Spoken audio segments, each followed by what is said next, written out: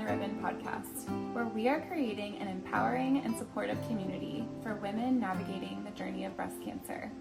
My name is Lynley Harris. And I'm Amy Smith, your fellow survivors and thrivers. Whether you are currently facing a diagnosis, undergoing treatment, or adjusting to life after cancer, this podcast is for you. Our mission is to provide raw, unfiltered insights and practical information to help you through every step of your cancer journey. We want you to know that you are not alone. We will journey together and we will heal together.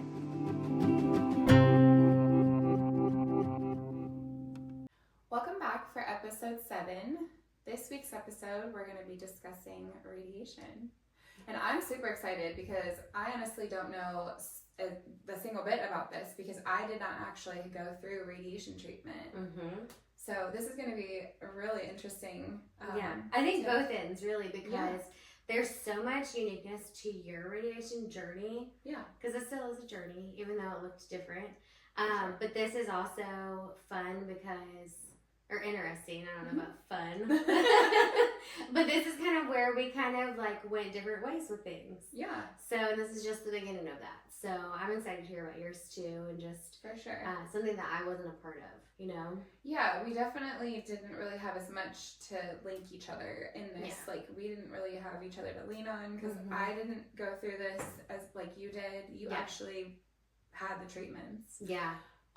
For myself, I didn't have the treatments because I was able to be put into a clinical trial, which is an elective thing. I didn't have to do the clinical trial. Did they like approach you, or did it show up in your app? Or okay. Yeah. So the day that I went in for the CT simulation and to meet the doctor, go over everything, when they do all the planning, the physician said that since I had a complete response to chemo, which means like when I went to surgery, when they did the biopsy, there wasn't a single ounce of cancer left in the tissue that they took.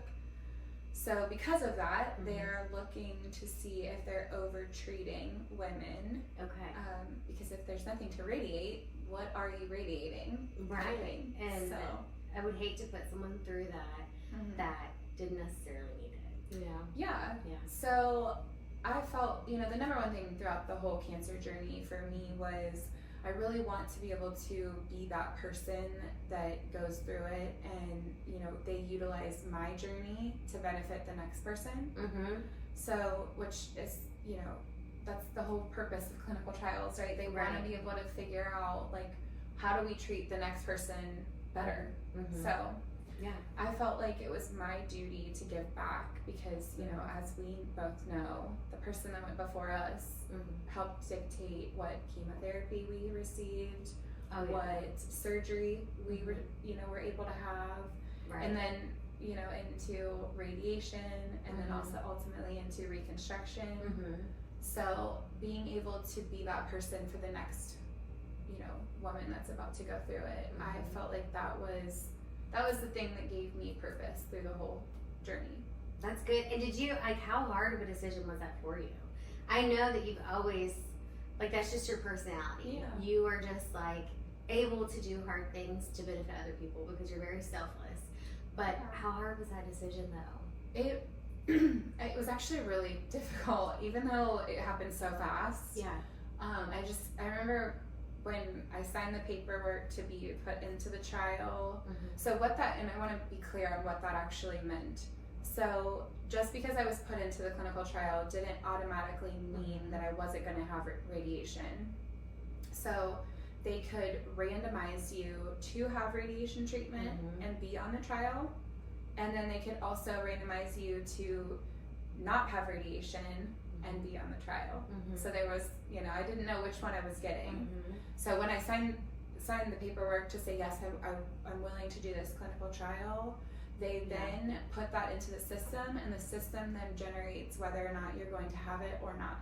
Was there a waiting period for you to find out which side of it you would be on? Yeah, so they told me that it was going to be up to a week, and it was actually not a week whatsoever. Good. I went to the appointment in the morning. I agreed to not, or to to be in the trial. So they canceled my CT simulation, which is the planning, because they didn't want to go through that if I wasn't going to be having treatment. So they said that if I was going to end up having it and be on the trial, they would have to reschedule that appointment. I would do that at a later date. Okay. So I left, didn't do the CT sim. I remember Jason and I left, and we both looked at each other like, okay,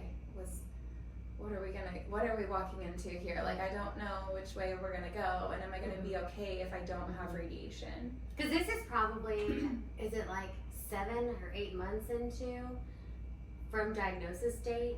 Yeah, so it was about 6.5 months, because it was 6 weeks after my surgery. Was when they were like, we have to get started. So this is this was about 5 weeks post surgery. Because they were like, okay, we'll get you in, get the CT sim done, and then a week later we'll get you back in for your first radiation treatment.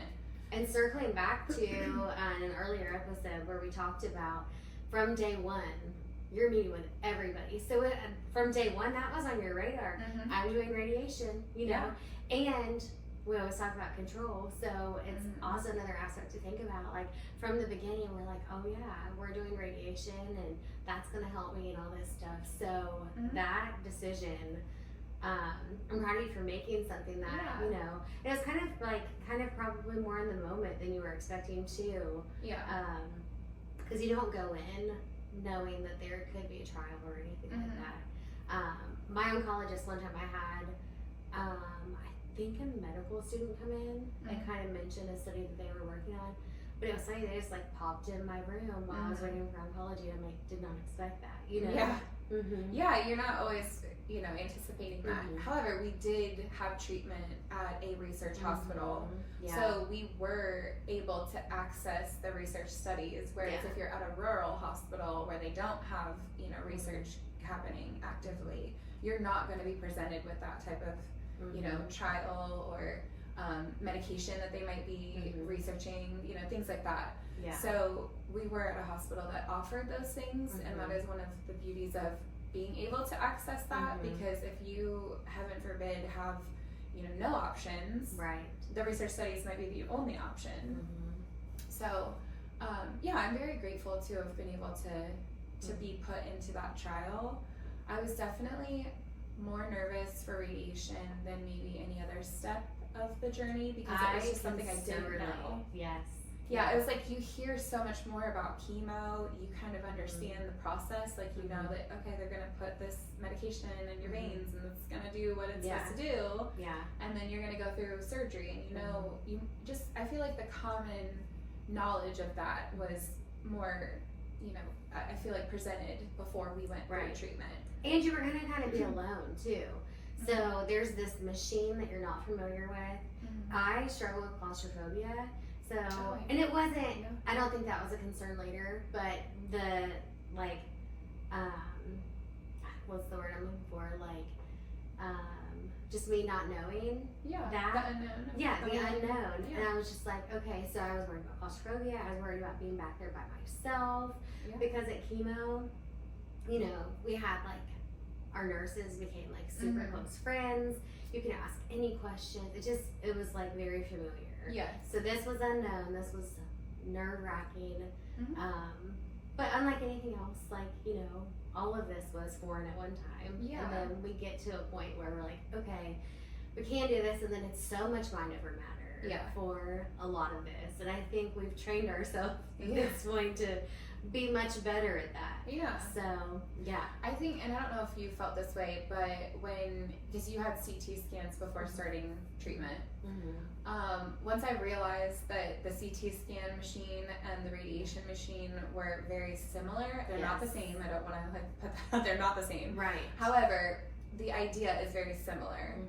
That was emotional for me to sit in the CT scan, and it's just like this wave of emotion where you're like, okay, this is like a really serious thing, and this, whatever comes out of this machine, whatever it's going to say, is going to dictate my treatment, how far along I am in this cancer journey, where, you know, all the things.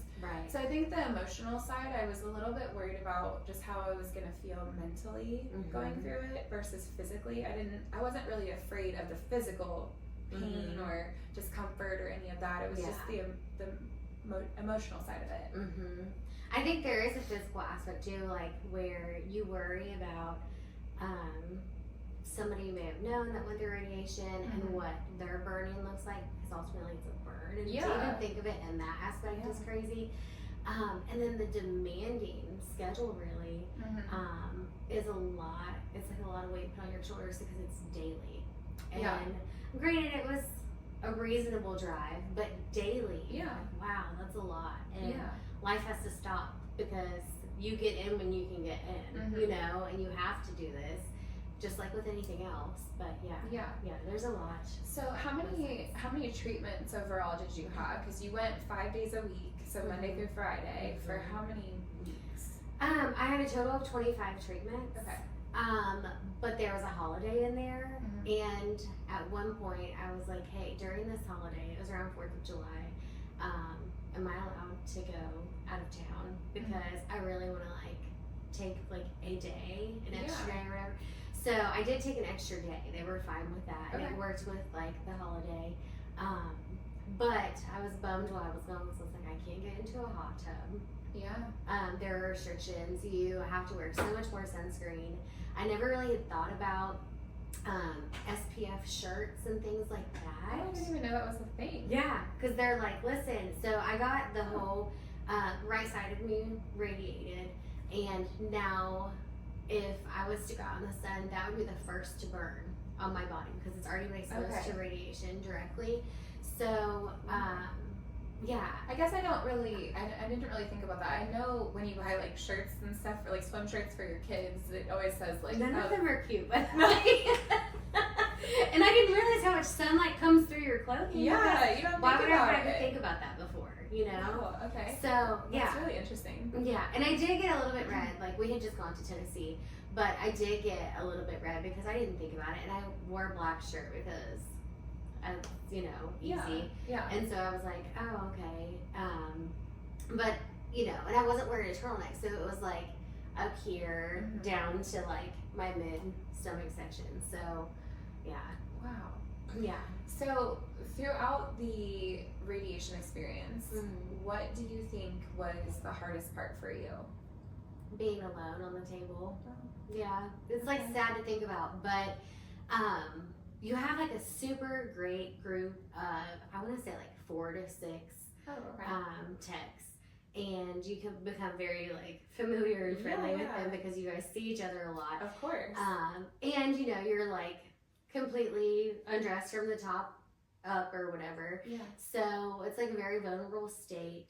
And they ask you like, would you like us to play music? Yeah, I forgot you told me about that. Yes. And I was like, yeah, country music. Except for like the sad country songs that come on. And then I just couldn't help but feel sorry for myself in that moment because I was a stay-at-home mom and I had to make arrangements to have someone keep my 3-year-old. Of course. That I was always with. So sometimes it was in the waiting room. And then shortly after my mastectomy, we had taken in a relative who was a teenager. And so that was a lot on its own, aside from also going through treatment. But there were times that she would come to and then help me watch Kaylee in the waiting room. Yeah. And that's like not ideal. And I'm grateful that Kaylee doesn't really have memory of that because it's kind of sad. Yeah. But I'm sure you're nervous being back there, wondering what's happening in the waiting room. Because I would totally be like, are my kids being good? Are they being crazy? What are they doing out there? Like, you know. I could totally be that's all I knew is to be with her. So I feel a little bit like worry. And so you would get there and you would check in. Then you would go back to like a private waiting room that you could change and put your robe on. And then you had your little key for your locker to put your belongings in. And it never dawned on me, but they had certain volunteers that only sat in that waiting room to conversate with people who were waiting back there by themselves. Oh, I did not realize they had volunteers that did that. Yeah. Wow. So, and obviously it was always women. Yeah. But one specifically was a cancer survivor who had also had treatment there. And that just brought me joy because I'm like, I love that, like, this is where you want to be, even though it may have been a hard time for you. And she had a better understanding than most people, but it was just like, And you didn't even know that's really what they were there for. You thought, like, I don't know, they were just there, but it was just, like, so natural and just much needed in that moment. Were they disguised in robes? No, they had their, yeah. But I guess I'm picturing someone being disguised in, like, a robe, just sitting there waiting and, like, just talking.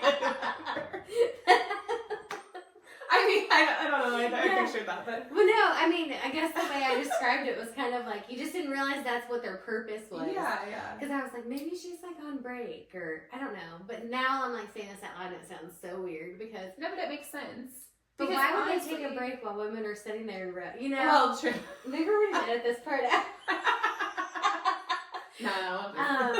You know, but it really does make sense because something we talked about in the last several episodes is like, you know, having that companion, that somebody that you can connect with, it really does take the pressure off of feeling alone through the journey. So I'm grateful that you had that because I'm sure they were able to share with you tips and like skincare and like just maybe what they did and how they experienced, you know, radiation and if they struggled with something, they could share like, hey, if this happens to you, like make sure you do whatever to help with this.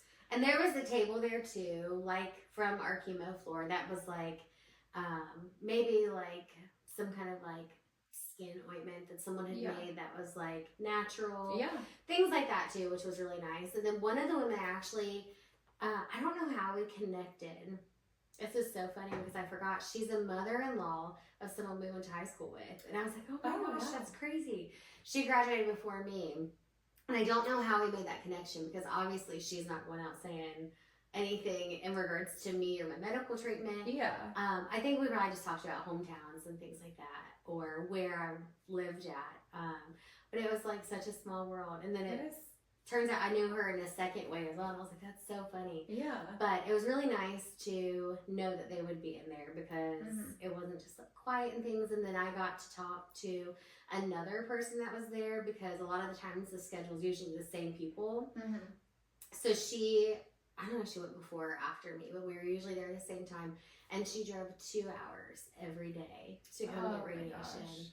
Wow. But it's because it's one of the best, you know? And there were times, I don't think I ever took it for granted, but I was like, oh, such an inconvenience to drive this far. I know. And it was nothing compared to what, you know, other people are dealing with or driving with too. Yeah, and I mean, you're driving downtown, so you're obviously going to run into an accident or traffic or whatever it is, but as long as you get to the place that's going to take the best care of you, I mean, that's really the ultimate goal. So, I could understand I can understand why you wouldn't want to have to do it, but at the same time, there's that flip side where you're like, no, I'm just going to do it anyway because it's what makes the most sense.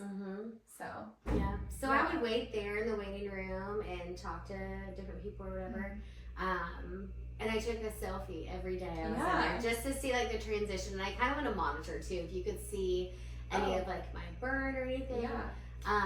Thankfully, I didn't have much of a skin reaction. I mean, it was a burn. It wasn't like super deep or anything like that. So it was just like seemed like a couple layers, and then it was okay. But it was tricky because it was like, you know, you got to make sure you're like they were big advocates on Aquaphor. To put Aquaphor on it and then let it take air too. So I remember you showing me the area. I feel like it was more like by your collarbone. And it almost looked like you had a blister. Did you get blistering? Well, no, it was kind of just like a long burn like look. And it kind of like, it didn't blister, but it kind of like, you know how blister like starts to flake kind of thing. It was kind of like that. And was that something, did you have to put extra like ointment, different ointment than the Aquaphor? I literally just used Aquaphor the entire time. I feel very thankful that I didn't have like a much bigger reaction or anything like that. But to kind of like go back, I kind of like fast forwarded. So I did the CT stim too. And I guess I never realized maybe I was an anxious person all along, and then cancer just brought like attention to it. But I was very nervous because I thought I was gonna deal with like a small space and whatnot, which was not the case. It was comfortable. They, when you do the CT sim, they set you up and they have like these like foam blocks kind of that they like tailor to your neck shape or whatever. I did have to have like part of a mask on, so that was hard for me with claustrophobia. And to hear it like button into the table or snap into the table, like really did nerve-wracking. Yeah. But all in all, like it was okay because I would tell them like I would like you to like count me down. I would like you to keep me informed, and they would do that so it would go quicker because I'm like, okay, like I already made this far, I know exactly how much I have left. But the placement of, I want to say my liver possibly, was in the way of like a clear margin for them. Oh. So I had to have a block taped on my stomach that was like part of like the laser like simulator, I guess, to where like I would have to take a breath and I would have to hold it so they would know when I got to the right spot because of where that block was. Okay.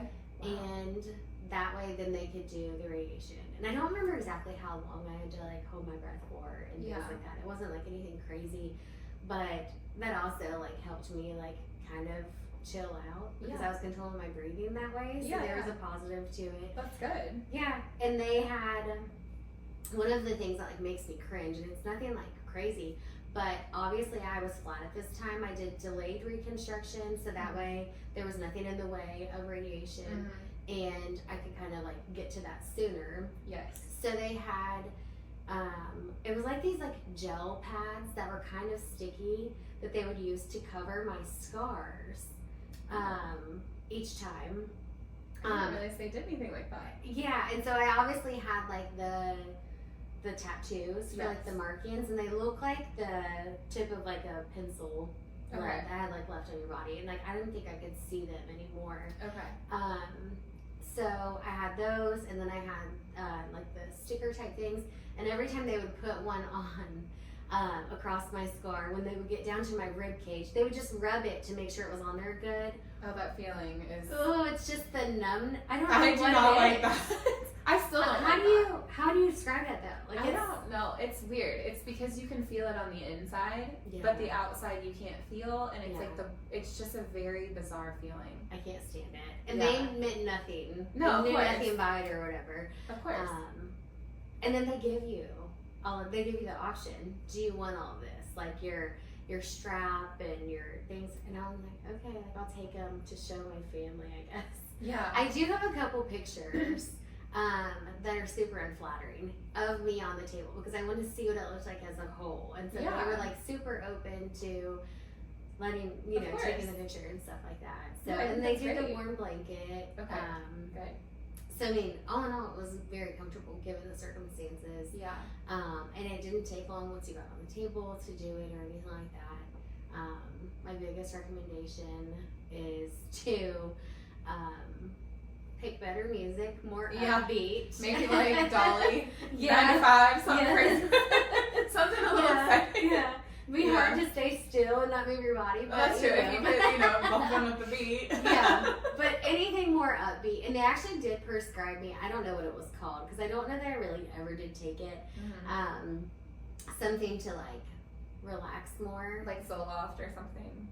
No, it was like. Or Xanax. Maybe like Xanax. Okay. I think. Something like that, just to really like calm me down, because they thought I was like really, really anxious. I mean, I probably was, because they see people all the time, so they know. But I like kind of thought they were crazy. I thought they were like kind of overreacting. So I'm like, I'm just like really want to be in tune with what's going on here, you know? Yeah. Well, and that's just back to the control thing that we've talked about several times in the last, But you would think I would be more chill about it after doing all of the chemo and the mastectomy, that like third big thing shouldn't be as big of a deal, but I really did struggle with it in the beginning.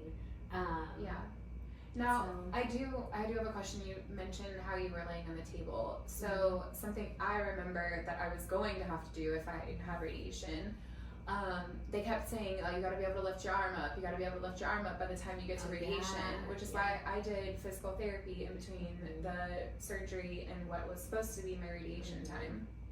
But I remember them saying, because I had a cord that went from like the middle of my bicep to my armpit, like the inner part of my armpit, and what that actually means is it was a ligament that was pulled tight and I couldn't get it to stretch out or release.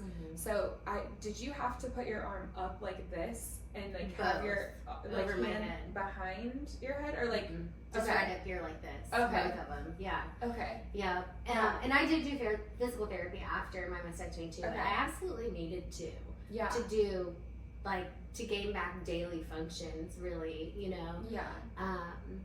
But yeah, I had to, and they had like these, like the foam, the plastic covered foam things that would like mold to the shape of my arms that my arms would go into every time. So it wasn't like a huge stretch. Okay. But they were both up. Okay, so did that like help hold your arm in place so you weren't moving? Yeah, okay. And there were like some straps involved, you know what I mean, just to help so you could relax. Yeah, if I would definitely needed that for sure. Yeah, just with how tight my arm was, and it still was for several years after. But isn't that wild? It is crazy. Yeah. And even now, if I don't like stretch out or even like just use my arm in like a good range of motion for a period of time, it definitely comes back. But yeah, I was so nervous just about how my arm was gonna feel. I mean, I think for the first like 4 weeks after surgery, I couldn't lift my arm past an L shape or like whatever else, I don't know. Well, they restrict you from that for a good bit of time too, so that's hard. Yeah, they even did laser on my armpit to like help release that tendon, it just was. But that's something that I think made me even more nervous going into radiation, because I was like, okay, I'm already uncomfortable just in my day-to-day with what I'm able to do, and now you want me to do something that I haven't done in several weeks, and I don't even know if I'm ever going to get back to that. Right. So just the mental part of that was extremely nerve-wracking to me, because I just didn't know how I was going to be able to handle it, and was it going to be painful? Because obviously, I mean, I don't know, was radiation painful? I guess that's the question I should have asked. Right, no, like there was no feeling in the moment. It was just the skin effects after that varied for people, but I was very fortunate that I didn't have any major burning. Yeah. So I guess like my initial reaction to radiation, because like I said, I didn't know what to expect. It's not something that people talk about in depth or that you really understand, because like obviously there's stuff like this in the movies and on TV, but nobody ever really talks about radiation. They talk about chemo. Like, oh, you're gonna lose your hair. Okay, like that's normal conversation. Yeah. But I guess for what what I had in my mind was that it was going to be painful to go through, on top of the fact that I couldn't even lift my arm. Oh, okay. So that was something that made me anxious. Which makes sense because of where your thought process was. That makes sense. Yeah. And then I wondered too, I'm like, would I be on my back, or would I be on my stomach or my side, or like, how does that work? But I laid on my back with both my arms up and very still with that block, and then I would just do different breaths, and it was like a series of, not scans, but similar. Yeah. How long did each treatment last? Were you in there for like 20 minutes? Like, how long did it last? I would say like 20 to 30 minutes, but honestly, the blessedness, I don't really remember, so it wasn't that bad. Good. Yeah. Okay. Yeah. So you were pretty much in and out. My drive was definitely longer there and back than what my treatment was. Okay. Okay. Yeah. Well, that's good. I mean, the less time that you're in there, the better, right? Like, nobody wants to hang out there. No, and they tell you in the beginning, like, your first one may be longer, while they're, everything's set up according to all of the, what do you call that? Like the mapping? Yes. Yeah. But the first time, was obviously still a learning curve, even though the mapping is done. But all in all, it was, Yeah, because only because I worked in radiation for a period of time, but not breast cancer radiation. I do know that they just want to make sure, because everything that happens that first time is what dictates every other appointment from there. So if they don't get it right the first time, then we have to. That's going to be an adjustment. Right. So I do know that. I feel like I've always had this maybe fear that that it's painful, but I'm happy to hear you say that it's not. Yeah. I mean, that's something I wish other people understood, because, you know. And I pray it's that way for everybody. I feel like I had a good experience. And the other thing, when we were talking about like the movies and how things are depicted, it was funny, like after our chemo, we had like our nurses come in like cheerleaders and celebrate and stuff, but they didn't have a bell there. Mm-mm. And you just think that's like part of the process, right? But they had a bell at the end of radiation. Yeah. So when I went out, my last radiation, my parents, my brother, my husband, my daughter, and my grandma were all there because we were going to all meet others for lunch after. But at the center, they were there. So when I came out, they were in the waiting room, and that's where the bell is. And so I got to ring the bell, and the nurse read it to me, the poem that was below it. And I mean, it's just impossible at that point to hold back tears, of course, because, you know, but I didn't like anticipate that, you know. But I'm sure standing there in that moment, you're not just even thinking about just yourself. It's like every other woman that stood there before you, and it's like, man, the fact that this is, I don't know, it's just the fact that we have to go through it, is, and that other people have to go through it. Oh my gosh, it's emotional, it's heavy, it's a lot, and it's a long journey. Of course. So it was nice to be like, okay, I'm closing this chapter. I did this. I did what I thought I couldn't do, what I was so scared about. Yeah. And it was another chapter like that. So it was like, okay, this is awesome. Yeah.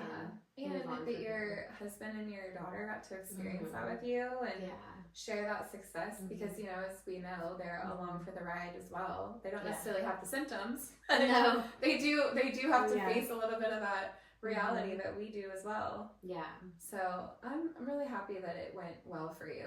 I was very nervous for myself, and then ultimately nervous for you, because I'm like, I didn't get to do this before you and like share everything. Yeah. You know, my experience was just different. Right.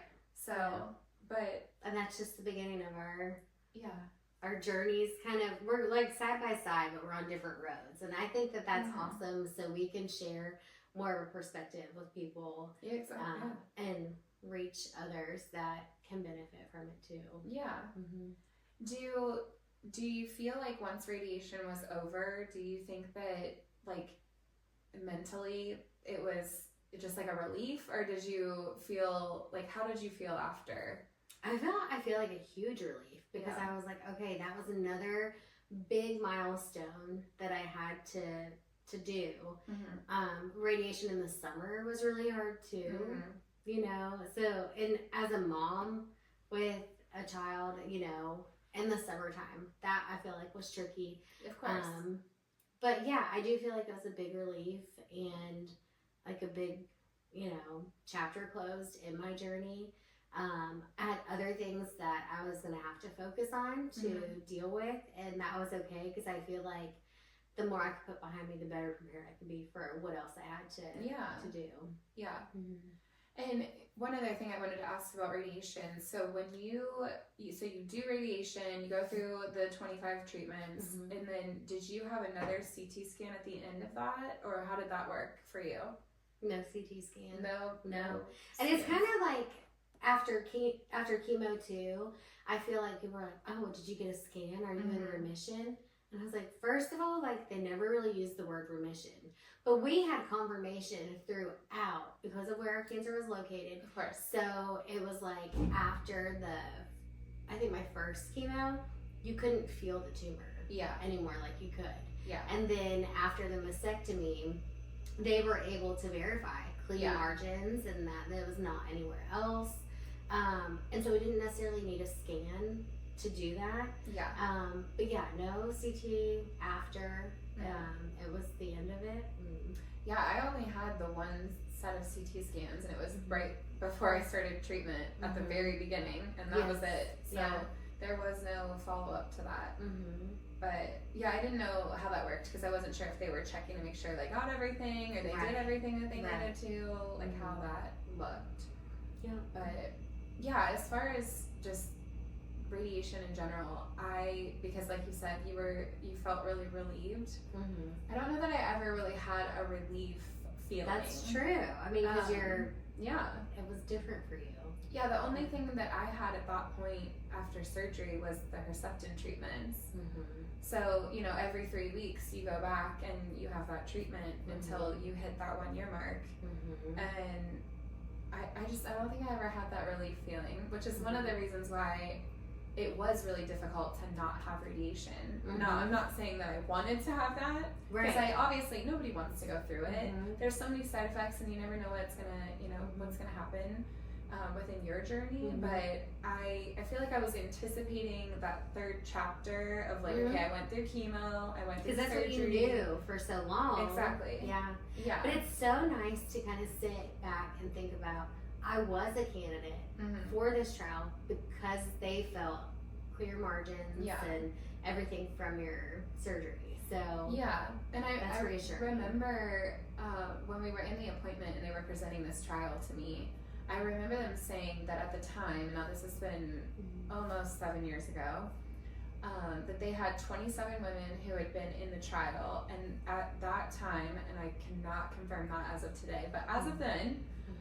all 27 women had not had a reoccurrence within 5 to 10 years of being in the trial. Nice. Okay. So I felt solid. 27 women is a very small number, but the fact that when you think about 1 in 8 being diagnosed, that's a big number. Yeah, that is. You're right. That actually, yeah. And I think Jason and I, when we sat and talked to the doctor about the options, you know, he was like, I think at this point in breast cancer treatment in general, just where we are, he was like, you know, this makes sense to explore. Like, we need to figure out, do we really need to radiate every woman that goes through treatment? Because that's the standard of care, is, you know, you get, whether you have surgery or chemo first, whether you have surgery only and no chemo and then radiation. There's so many different avenues to get to that, but radiation is usually always on the table until it's not necessary.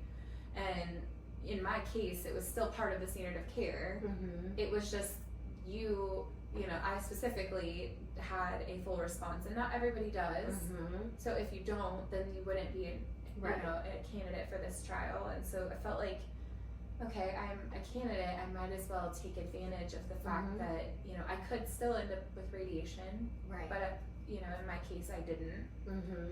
But I'm just so glad that we went to a hospital that, like you said, is a teaching hospital, and they researched, because I feel like if I would have stayed at the local one that I was at, who's to say that they're like, well, this is just how we've done it. You have this type, you have these receptors positive, this is what treatment's going to look like for you. Like a black and white situation. Like, if you fit into this mold, then this is what you're going to do.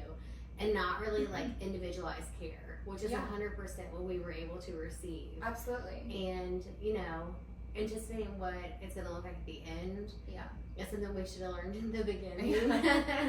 But very, very true. And it's like, okay to like learn to accept a different result. Of course. You know? Yeah, because there's so much unknown that you're facing along the way. You don't know, even though they say at the beginning, this is what we're going to do, X, Y, and Z. And like, hey, by the way, we're not doing Y, because they just don't, you know. It does, and that's part of the control piece. Like, we can't control every step of it. We are just going along for the ride. Our body is dictating what is happening. And that acceptance is hard, but it's necessary. It is. So, and how we respond to it is how we're going to kind of heal and cope with it too. And that's easier said than done too. Definitely. You know? Definitely. Yeah. But as we, you know, we've discussed radiation, I do want to ask if you could share anything with somebody about to go through radiation for breast cancer, what is the number one piece of advice you would give them? To go to a place that is well known for the type of cancer that you have, or that, you know, it's a research hospital. And it's a two-parter. It's that, and then it's like uplifting positive music. Something you wouldn't think about, you know?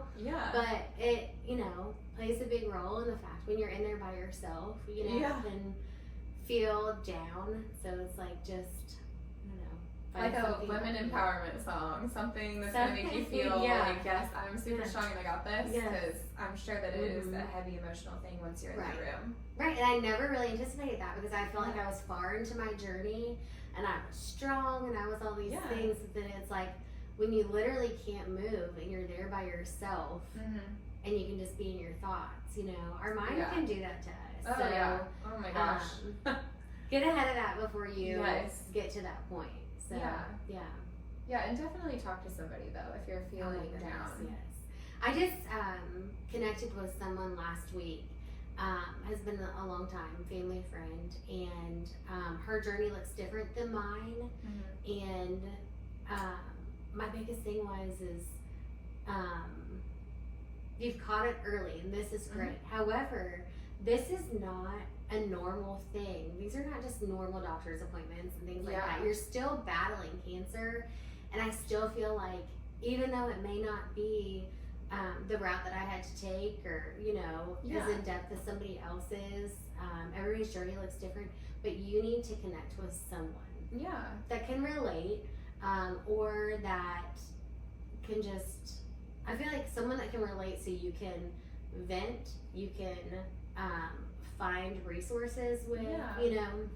Yeah, because definitely feeling, even if your cancer, like let's just say it's stage 1, because everyone seems to think that that's no big deal. Oh my gosh, and it is a big deal. I don't care what stage you are. If you have cancer in your body, it's a big deal. And, you know. The word cancer itself, period. I don't care what point that is. That can make or break you almost, you know? Like it can really get into your head about it. So if you can get ahead of that and just be open with somebody, not everybody, you know, but just connect with someone somehow that maybe can relate is even better. Absolutely. Yeah. I hope that, you know, the women that, you know, dive into this podcast and listen to everything that we've talked about, I think one of the trends that we share is, you know, we do want to be in control, because that's just who we are. Yeah. But because we don't have control, that connection with somebody else, it can really make you feel less alone. Yes. When you feel like everything is out of control.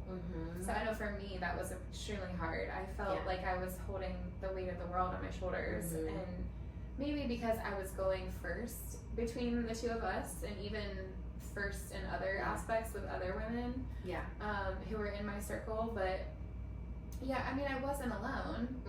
I wasn't alone, but I didn't need to carry that. Like, I should have talked about it more. I should have, you know, tried to connect more on certain things and not feel like I have to be the tough one. Yes. There's a lot of times where I'm like, you know, just take a moment to complain and stuff, but don't live in that moment.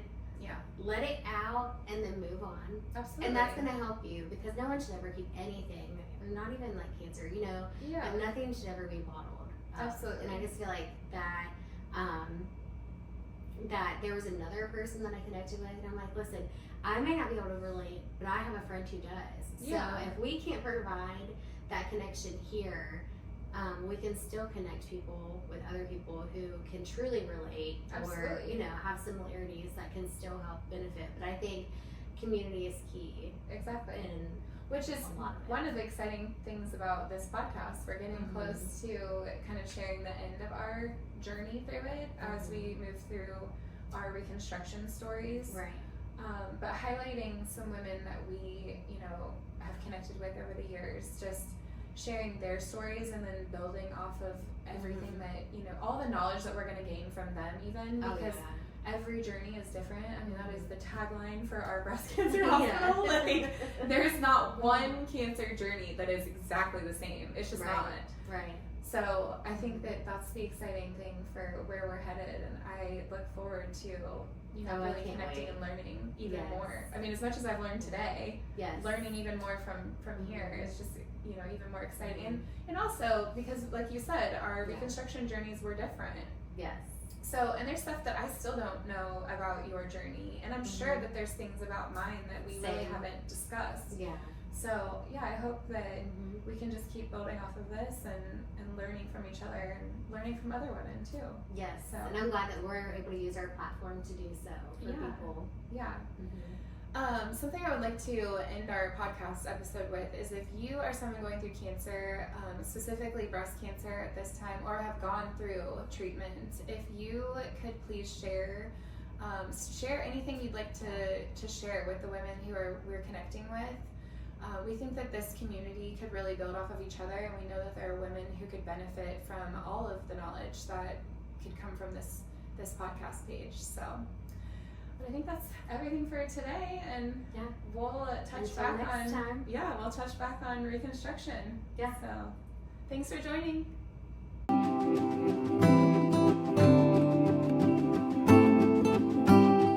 Thank you for listening to the Beyond the Ribbon podcast. Our mission is to empower and support those affected by breast cancer. If you feel led to donate and support our mission, you may do so by clicking the link in our bio. Don't forget to follow and share our content to help spread awareness and support. Remember, we journey together and we heal together.